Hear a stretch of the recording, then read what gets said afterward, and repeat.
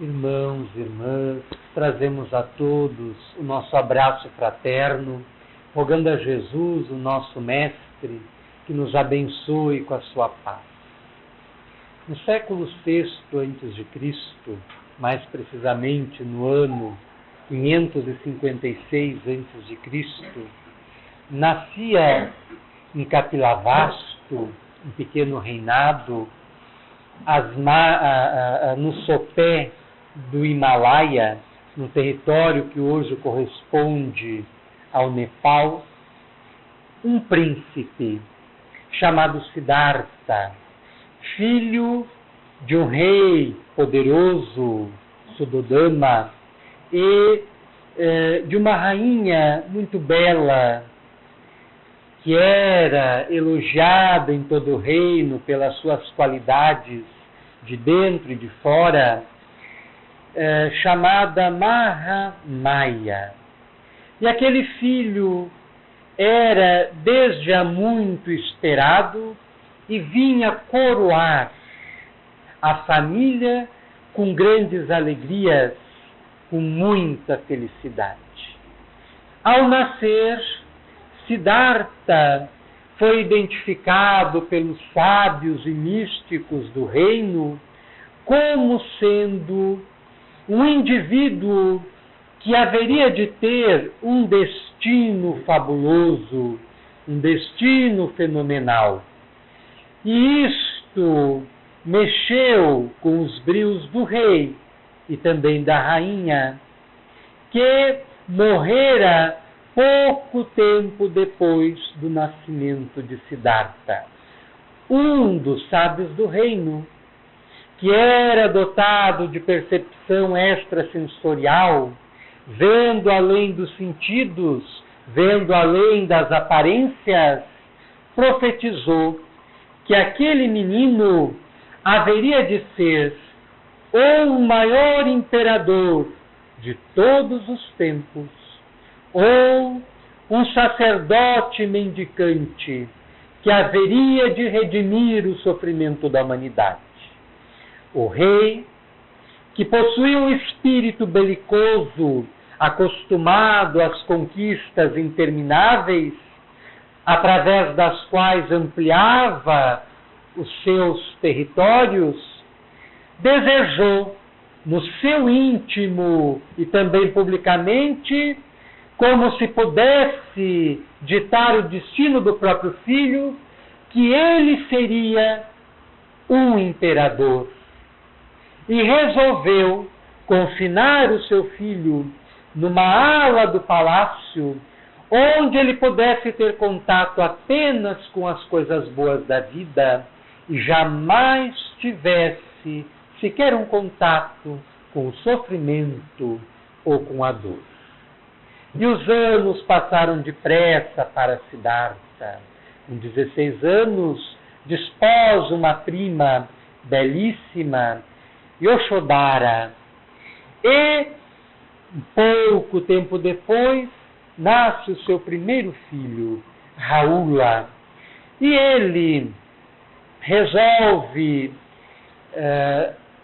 animado pela curiosidade acerca do que existia além dos limites da ala palacial onde ele estava confinado, combinou com um dos seus serviçais que o levasse para os limites exteriores do palácio, a fim dele conhecer o mundo. E nesta viagem, ele teve 3 choques sucessivos. O primeiro foi ver uma pessoa idosa. Ele perguntou para o seu amigo: o que é isto? E o seu amigo respondeu-lhe: isto é a vida. É o que acontece a todas as pessoas com o passar do tempo. Ele se chocara porque o pai tivera o cuidado a fim de que não despertasse em seu íntimo a vocação da compassividade pelo semelhante, havia cercado apenas de jovens, pessoas bonitas, pessoas que estavam na flor da idade, a fim de que o filho não se inclinasse para a religiosidade, não se inclinasse para a espiritualidade e se tornasse o grande imperador, que eram os votos do seu pai, que eram os votos de Suddhodana. Foi então que avançaram mais e ele viu uma pessoa doente e Siddhartha condoeu-se, perguntando ao seu amigo: mas o que é isso? E o amigo respondeu: é a vida. Não há na vida pessoa alguma que ao menos uma vez não venha a enfermar, não venha a ficar doente. E aquilo mexeu significativamente com o ideário de Siddhartha. Avançaram mais um pouco e ele chocou-se pela terceira vez. Viu o corpo de uma pessoa morta e perguntou para o seu amigo: o que é isso? E o amigo respondeu-lhe: isto é a vida. Esta é a destinação de todo ser humano, a morte, fatalidade da qual ninguém se evade, da qual ninguém se escapa. E foi neste momento que Siddhartha caiu em si, deparando-se com a dura realidade da vida e constatando que até ali, na casa dos 30 anos, vivera apenas uma ilusão. Na boa intenção do seu pai, que desejava preparar-lhe um destino de potentado, de rei poderoso, de imperador glorioso, mascarara a realidade da existência para o seu filho. E o seu despertar foi doloroso. Mais adiante, ainda seguindo a viagem, Siddhartha reparou num homem muito magro, esquálido mesmo, com uma pequena tigela, arrecadando esmolas, mas percebeu no seu olhar algo diferente. Os olhos revelam a natureza da alma, os olhos revelam a intimidade da pessoa. E ele percebeu no olhar daquele homem, não obstante a sua aparência terrificante, mal cuidada, percebeu no seu olhar uma serenidade, uma paz profunda. E perguntou para o seu amigo: o que é isso?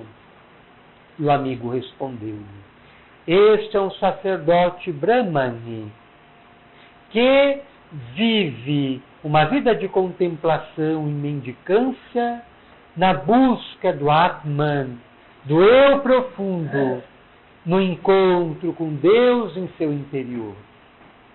E naquele momento, Siddhartha resolveu renunciar às regalias da vida palaciana, resolveu renunciar à vida conjugal, resolveu renunciar à paternidade, resolveu renunciar à sua herança, voltou ao palácio, despediu-se silenciosamente da esposa e do filho recém-nascido, despediu-se do pai e abraçou uma vida de ascetismo, uma vida de abnegação, uma vida de renúncia.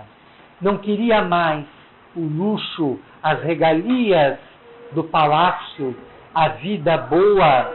Ele desejava agora encontrar a paz de si mesmo, buscar significado e sentido para a sua existência vazia, queria encontrar-se consigo mesmo e escolher então o caminho do ascetismo.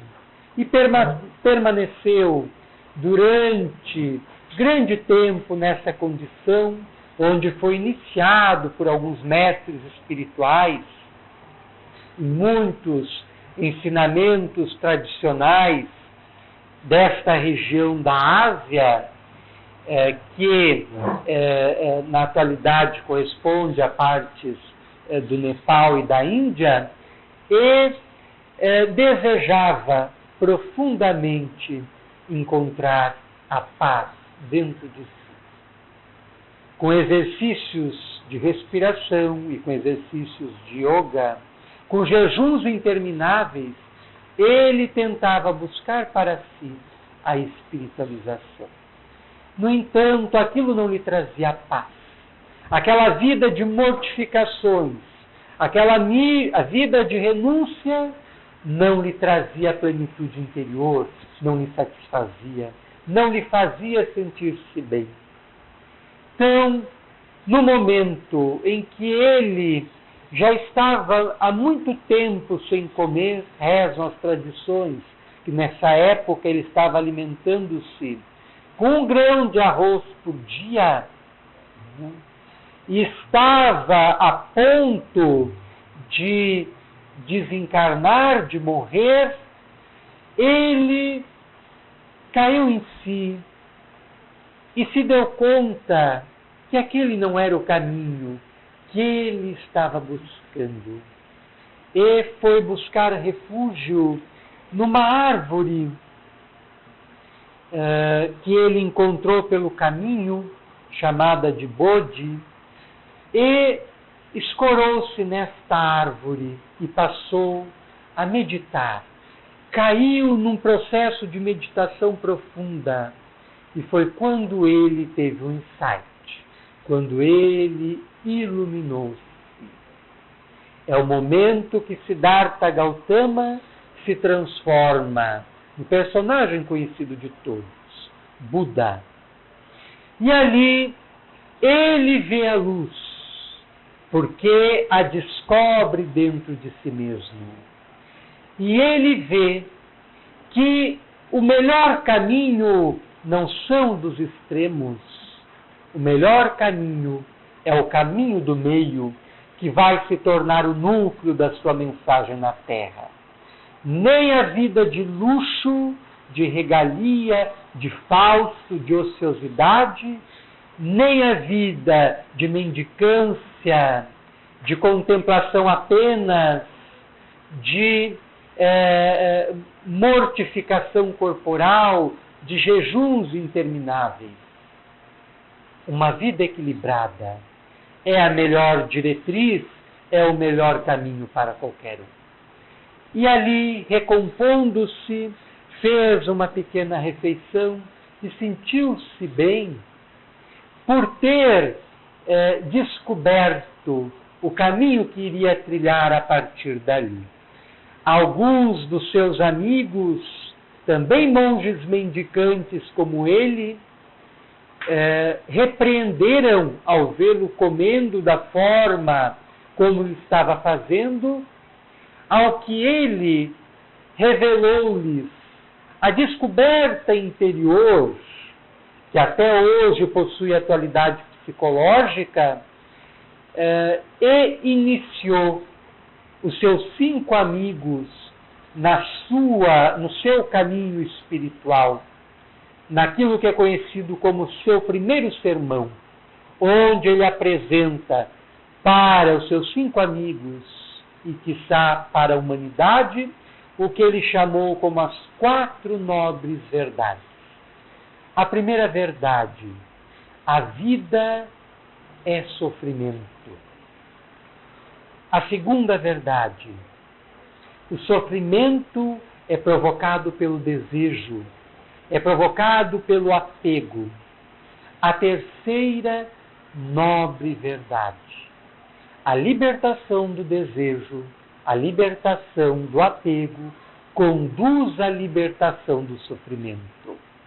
A quarta nobre verdade: o caminho do meio, o caminho equilibrado, que é composto por 8 ramificações, que nós passaremos a examinar em seguida.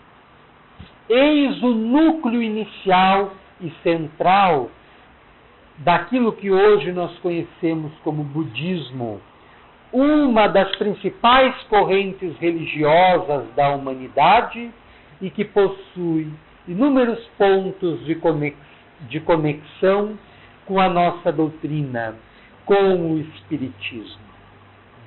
Allan Kardec, o codificador do Espiritismo, quando escreveu no ano de 1865 o livro O Céu e o Inferno, ou A Justiça Divina segundo o Espiritismo, que constitui uma das obras mais importantes da codificação espírita, sucedendo a publicação de O Livro dos Espíritos, de O que é o Espiritismo, de O Livro dos Médiuns e o Evangelho segundo o Espiritismo, e antecedendo a publicação do livro A Gênesis, que foi a última obra que o codificador publicou ainda em vida, cabendo à sua esposa Amélie Gabrielle Boudet e ao seu editor Pierre Gaëtan Lemarie, mais tarde, prepararem parte do material que ele não havia publicado para compor o volume que nós conhecemos como Obras Póstumas. Então, nesta obra, O Céu e o Inferno, que infelizmente muitos espíritas ainda não leram, Allan Kardec faz um estudo primoroso das dimensões interiores da criatura humana, quebrando um paradigma já milenar presente na doutrina cristã, que apresentava o céu sobre a terra, o inferno dentro da terra e o purgatório embaixo da terra, e o purgatório num lugar não muito preciso, e o limbo e outras regiões inventadas sem conseguir se precisar muito bem onde se localiza. Allan Kardec, atualizando o pensamento religioso da humanidade, cujos avanços astronômicos mostrava que, em função do movimento de rotação e translação da Terra, o que está embaixo no momento passa a estar no alto no outro, e assim vai, em função da Terra estar em movimento sucessivo, e em função dos avanços do conhecimento geológico, que investigava as entranhas da Terra, sem descobrir esse lugar da tradição cristã apontado como inferno, Allan Kardec, atualizando o pensamento religioso da humanidade, desloca o céu e o inferno para dentro da intimidade das criaturas. O céu e o inferno não são lugares exteriores ao ser, para onde se vá após a morte. O céu e o inferno são estados espirituais, onde se situa cada criatura, encarnada ou desencarnada. São estados psicológicos, são estados mentais.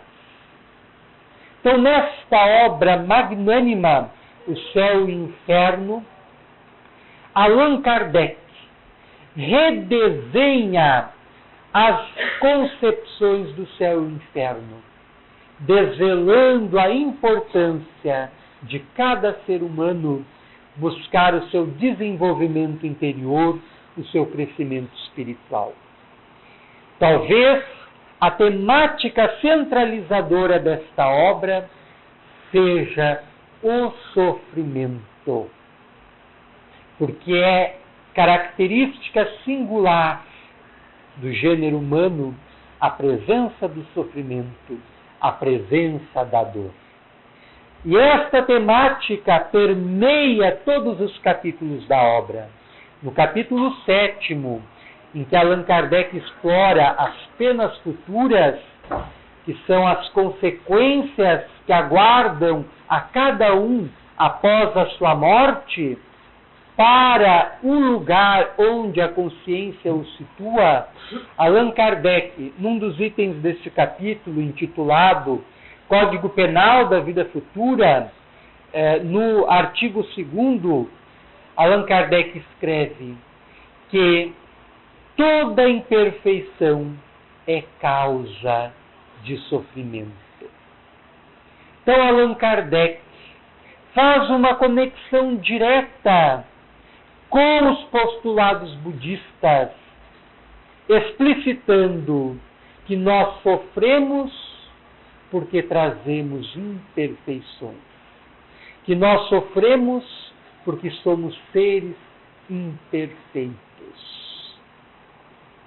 Para o budismo, nós sofremos porque nós alimentamos o desejo, nós alimentamos o apego, a vaidade, o orgulho, a ambição.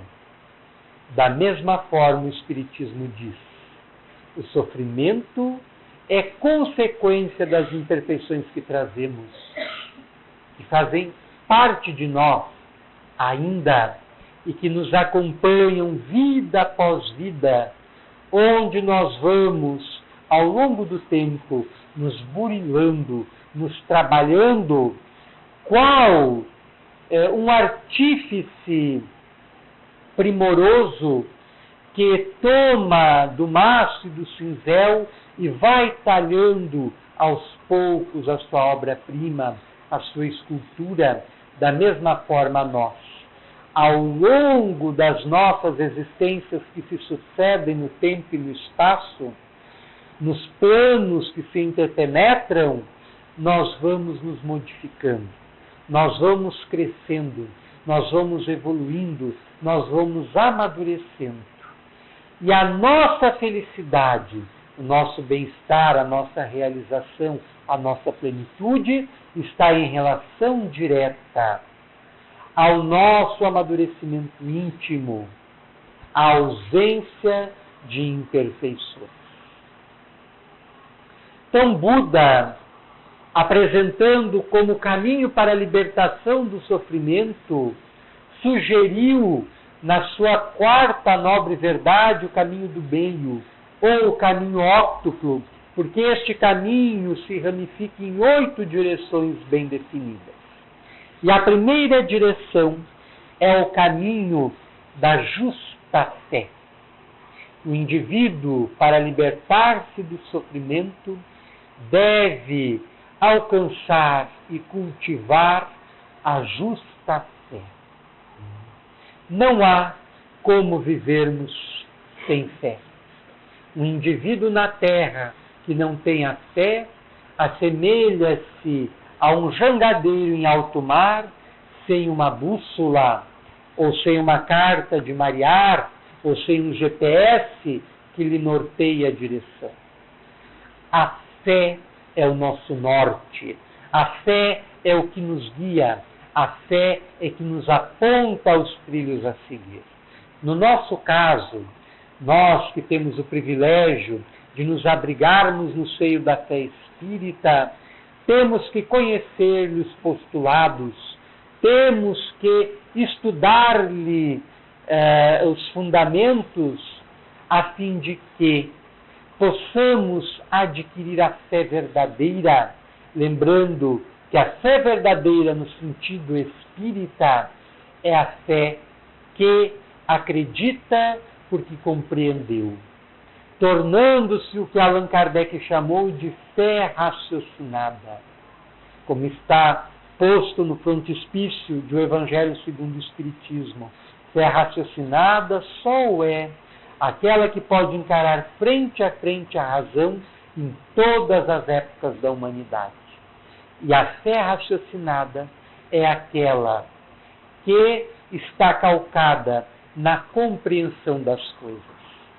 E a fé espírita nos brinda com a compreensão de nós mesmos, com a compreensão da realidade dentro da qual estamos inseridos, com a compreensão do porquê das nossas lágrimas, dos nossos sofrimentos, das nossas dores. O Espiritismo tem como um dos seus núcleos centrais o princípio da reencarnação, que também está presente no budismo. Os budistas são reencarnacionistas, da mesma forma que nós, os espiritistas.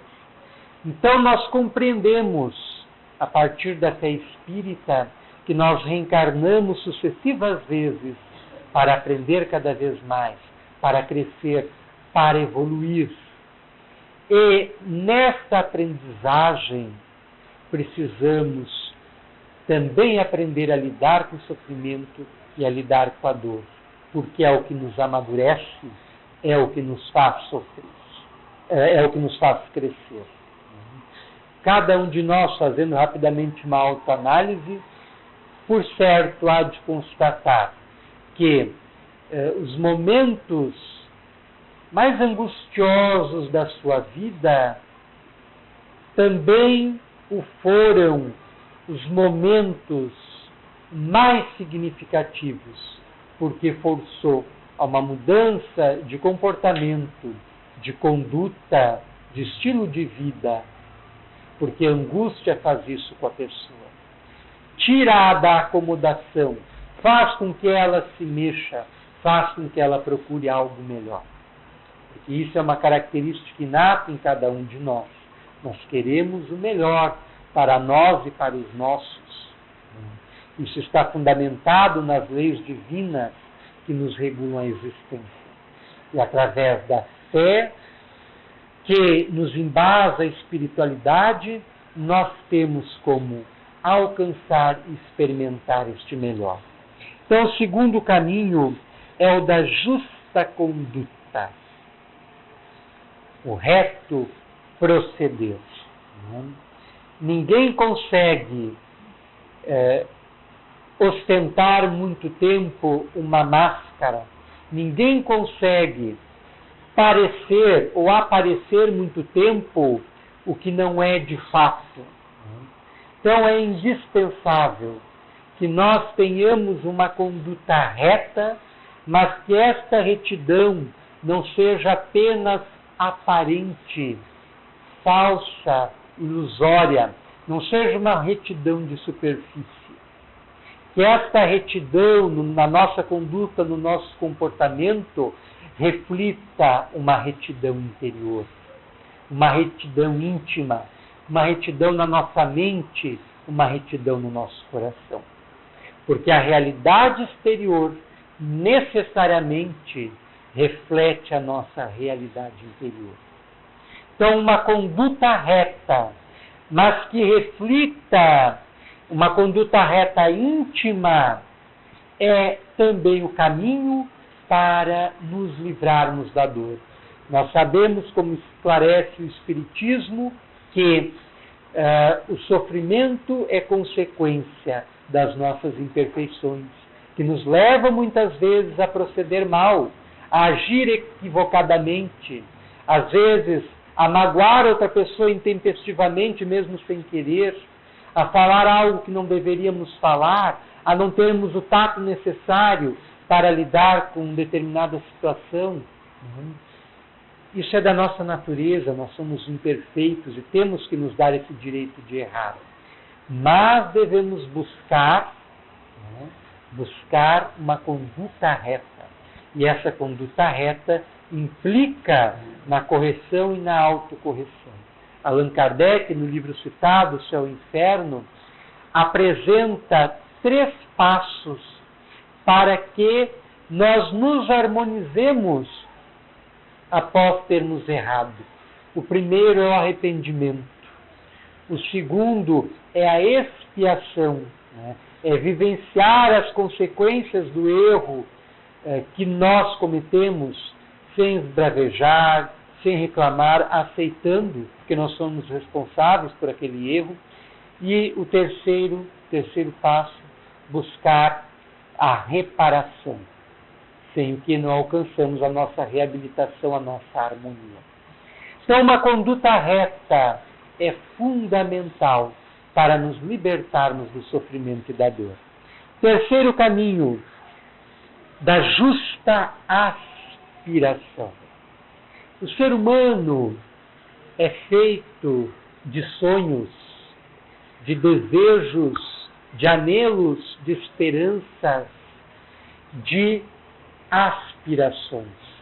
Cada um de nós aqui possui as suas.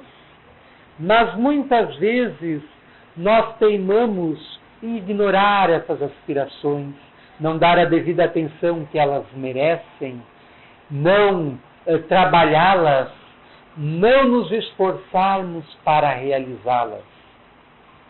no que incorremos em grave erro, porque as aspirações têm a ver com o nosso futuro espiritual. Elas estão ligadas aos nossos potenciais mais profundos, que estão no íntimo do nosso psiquismo, do nosso ser espiritual.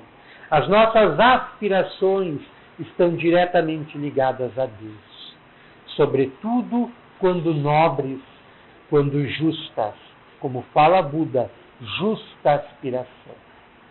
Então, toda vez que nós desconsideramos as aspirações que temos, talvez estejamos invalidando a nossa existência.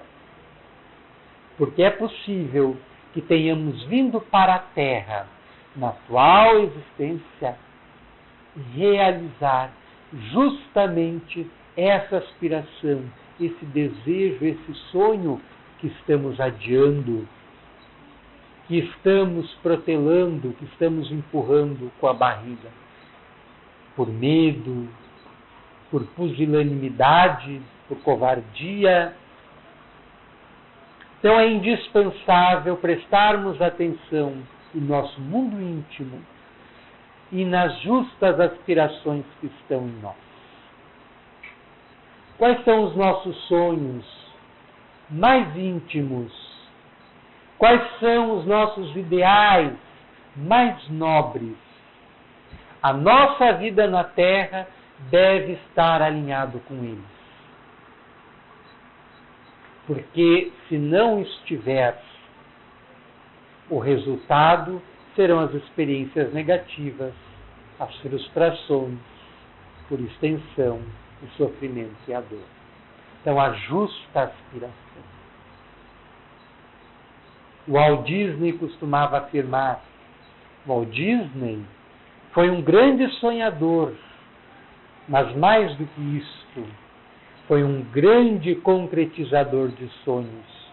E ele costumava afirmar, se você pode sonhar, você pode realizar, você pode fazer o seu sonho acontecer. E quantos sonhos nós tivemos ao longo da nossa vida e o abandonamos, sem saber, talvez, que tenhamos vindo para cá, neste plano específico, justamente para concretizar este sonho. E nunca é tarde demais para revisitar os nossos sonhos e trabalhar para a sua realização. Nunca. O quarto caminho é o da justa conversação. Isso é um problema para nós, porque nós conversamos demais. E se formos fazer uma estatística da natureza dos assuntos que permeiam a nossa fala durante o dia, nem sempre a gente fala coisas muito boas, coisas de que um cristão espírita pudesse se orgulhar. Então, a justa conversação é um exercício que todos devemos fazer, policiando a nossa fala. Cícero, poeta e orador romano, viveu no primeiro século da era cristã, costumava afirmar: arrependo-me muitas vezes de ter falado, jamais de ter ficado calado. Às vezes, o silêncio é mais eloquente do que as palavras e muito mais necessário. Então, perdemos, por vezes, muito tempo com conversações que não nos levam a lugar nenhum. Conta-se que Chico Xavier, médium mineiro, encontrava-se nos tempos em que residia ainda em Pedro Leopoldo, em tertúlia avançada com alguns amigos, com alguns companheiros de ideal, após uma sessão pública que haviam feito no Centro Espírita Luiz Gonzaga, e o Espírito Emmanuel apareceu-lhe para concitá-lo ao trabalho. E Chico Xavier, mentalmente conversando com o seu guia, o seu mentor Emmanuel, respondeu-lhe que no momento não podia, tinha que fazer sala para os seus amigos, precisava atender a visita.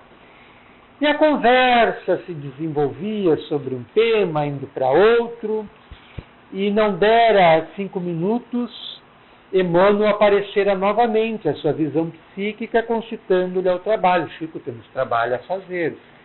E Chico olhava para ele e dizia, né, não dava, tinha os amigos ali. E Emmanuel retirou-se mais uma vez, a conversa prosseguiu de um tema para outro. E nisso Emmanuel apareceu por uma terceira vez, concitando-lhe ao trabalho. Chico, precisamos trabalhar. Se você não me atender agora, eu vou me retirar porque eu não tenho tempo a perder. Então Chico Xavier compreendeu o apelo forte do seu mentor, que era muito disciplinado.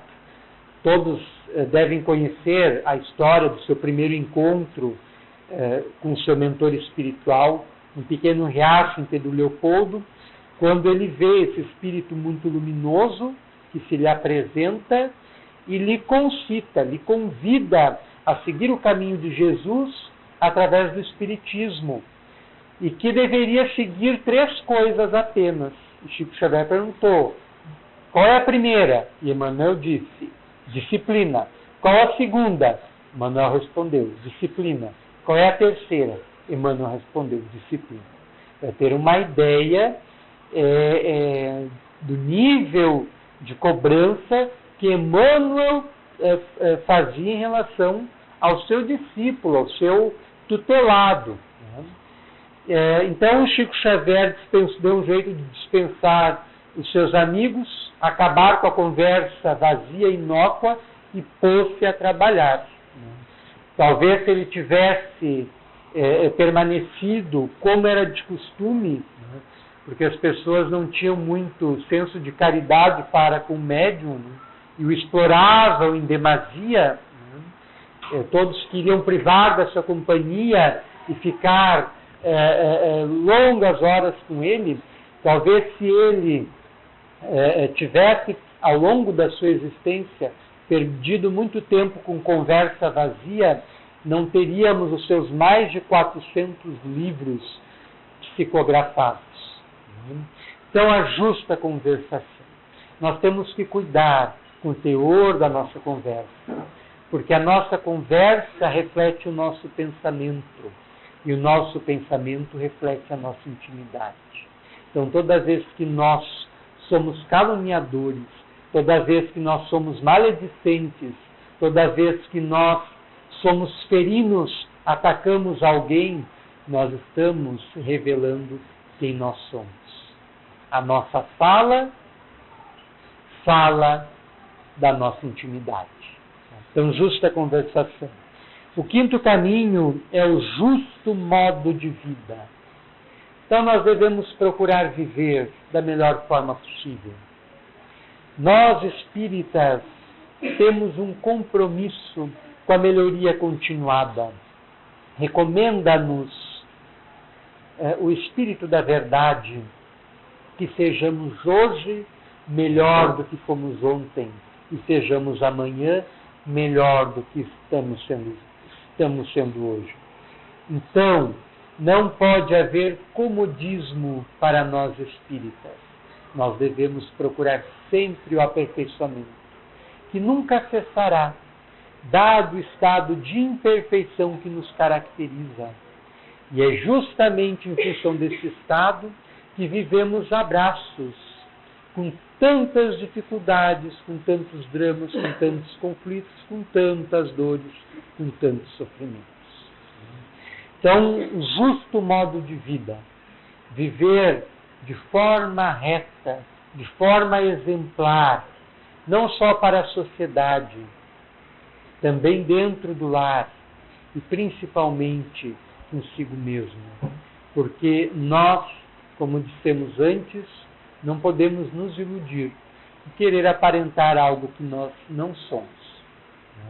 Não há máscara, repetimos, que se mantenha afivelada à face durante muito tempo. 6º caminho, o justo esforço. Não há como libertar-se da dor e do sofrimento sem envidar esforços para isso. A libertação do sofrimento passa pelos esforços que fazemos para nos melhorar, para compreendermos melhor a nós mesmos e o nosso semelhante, para amarmos mais a nós mesmos e o nosso semelhante, para tolerarmos mais a nós mesmos e ao nosso semelhante. Para tudo isso é necessário esforço. Quem tiver oportunidade, faça a leitura de O Céu e o Inferno. É um livro extraordinário, o repetimos. Na parte final da obra, Allan Kardec apresenta uma coletânea de relatos de espíritos que desencarnaram, que haviam desencarnado há pouco tempo, na época em que Kardec viveu, na segunda metade do século XIX, e, através dos seus relatos, traziam os seus depoimentos de como estavam se sentindo do outro lado da vida, como estavam se sentindo na espiritualidade. E a norma é uma para todos. Nós seremos felizes ou infelizes do lado de lá, de acordo com o nosso comportamento, com a nossa conduta, com o nosso estilo de vida interior e exterior aqui na Terra. Então ali há impressionantes relatos que vale a pena ser lidos e conhecidos. Então não é fácil, né, vencer velhos hábitos, né? Não é fácil vencer velhos padrões que nos acompanham há milênios, né? Há muitas e muitas encarnações. É preciso esforço para crescer, para evoluir. É reconhecido o esforço de um alpinista para escalar um alto monte. A elevação interior, espiritual, também é uma montanha. Nos pede esforço de subida, de ascensão. Ninguém vai espiritualizar-se encontrando facilidades pela frente. E quantos iniciaram seu processo de espiritualização? Alguns já o iniciaram vezes repetidas, mas não têm a disciplina de superar as contrariedades e as dificuldades, contrapondo o esforço necessário para vencer a si mesmo. Uma das afirmações mais belas de Buda é a seguinte: por mais que na batalha se vença um ou mais inimigos, a vitória sobre si mesmo é a maior de todas as vitórias. E não nos iludamos. Não existe outra vitória que possamos almejar senão aquela sobre nós mesmos. Já finalizando, o sétimo caminho é a justa recordação. Nós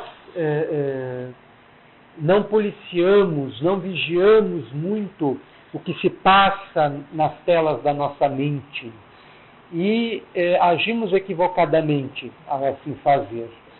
Porque é mau costume nosso trazermos à recordação coisas ruins, coisas que nos magoaram, coisas que nos ressentiram, coisas que nos entristeceram. E nós ficamos presos a essas recordações, às vezes por anos, décadas, às vezes uma vida inteira. Morremos, desencarnamos, acordamos do lado de lá, para nos surpreendermos ainda presos àquele episódio que nos infelicitou. E isso é errado.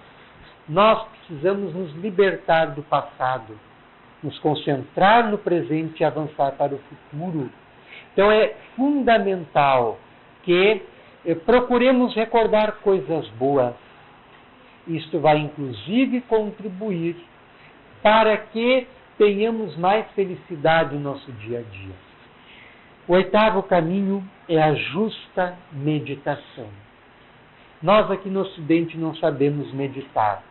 Estamos aprendendo a orar, porque durante muitos anos nós rezávamos, pronunciávamos uma série de palavras cujo significado nem assimilávamos, cujo coração não estava associado àquilo que estávamos rezando. Agora nós estamos aprendendo a orar, a conversar aberta e diretamente com Deus, com Jesus, com os nossos amigos espirituais.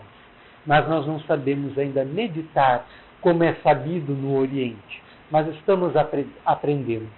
A meditação é um estado de silêncio da mente que nos leva à calmaria e nos leva a compreender a nossa intimidade. O Espírito Joana de Ângeles afirma no livro Retratos da Vida. Retratos da Vida é um livro, é um opúsculo, é um livro pequeno. Se não estamos equivocados, é esse o nome do livro. Afirma que a oração é o meio através do qual nos comunicamos com Deus, falamos a Deus. E a meditação é o meio através do qual Deus se faz ouvir. Nós conseguimos ouvir a divindade através da meditação. Então existem, como dissemos antes, inúmeras conexões entre a proposta budista e a proposta espiritista, contribuindo para a libertação do sofrimento e da dor, que passa pelo nosso aperfeiçoamento, pela nossa espiritualização. Nós agradecemos a atenção de todos e fica o convite, sobretudo para o estudo e a leitura desta obra fenomenal que é O Céu e o Inferno, ou A Justiça Divina segundo o Espiritismo, que faz com que compreendamos melhor a natureza e o porquê do sofrimento e da dor e os meios que temos para dele nos libertarmos. Que Jesus possa abençoar-nos a todos.